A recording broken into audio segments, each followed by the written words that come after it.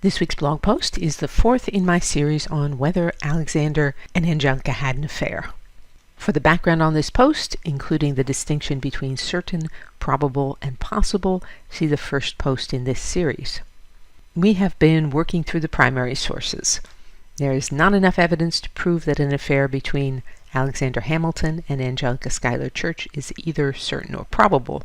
What about possible? If Alexander Hamilton was promiscuous, it might be possible that he slept with Angelica as well as other women.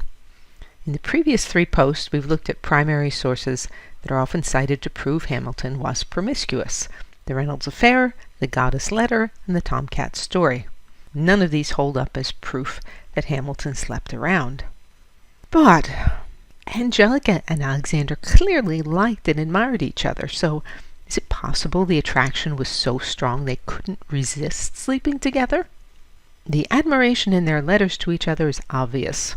Alexander writes to Angelica, December 6, 1787, quote, "I seldom write to a lady without fancying the relation of lover and mistress. It has a very inspiring effect, and in your case the dullest materials could not help feeling that propensity."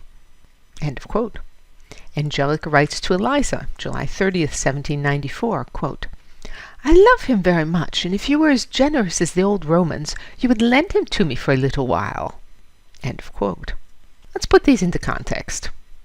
In Alexander's letter, lover and mistress sounds a bit racy, but the rest of the letter includes routine news of Eliza, the Schuyler parents, Angelica's husband, and Kitty Livingston. It doesn't have the feel of a communication between secret lovers. Angelica's 1794 letter was written to Eliza. You would have to believe the Schuyler sisters' morals to be very loose indeed if you think Angelica was suggesting husband swapping to her sibling. I can't make that stretch. Nothing in the other letters between Angelica and Eliza supports that. I have looked at all the surviving letters between Angelica and Alexander, reading them from beginning to end rather than searching for a few titillating sentences. My conclusion is that Alexander and Angelica are genuinely fond of each other, and also genuinely fond of their own spouses.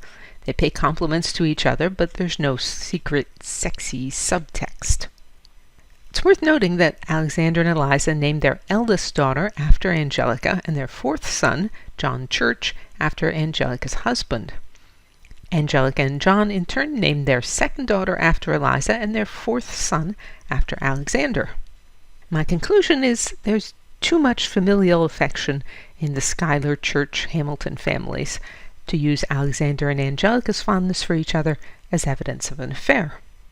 Footnotes for this post you can look on my website. This series of posts is an elaboration of the 6-page appendix on this subject that appears in Alexander Hamilton and the Reynolds affair. For that and my other books on Hamilton, you can see the link that's on the screen. And for my blog posts on Hamilton, you can go to the Hamilton tag on DianeDurantewriter.com. DianeDurantewriter.com has hundreds of posts on sculpture, painting, architecture, and my other obsessions such as Hamilton. To join the Sunday Recommendations email list, visit the URL that's on the screen or email me. And you can say "Well done, Diane," or support my work and receive rewards by means of the tip jar on DianeDurantewriter.com. As always, thank you for listening.